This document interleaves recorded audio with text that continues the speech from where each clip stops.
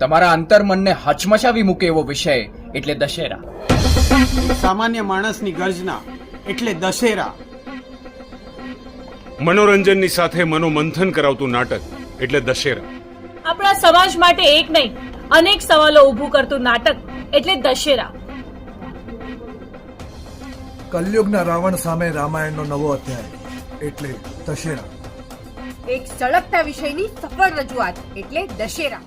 નમસ્તે, હું છું શરત વ્યાસ અને અમે લઈને આવી રહ્યા છીએ અમારું નાટક દશેરા 11મી ફેબ્રુઆરીએ સાંજે 7:30 વાગે જીએનએફસી ભરૂચમાં. દક્ષેશભાઈ, કૌશલભાઈ અને અજયભાઈના સહયોગથી.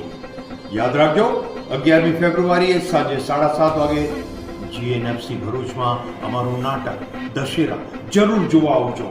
ન જોયું તો સમજો કે કંઈ નથી જોયું.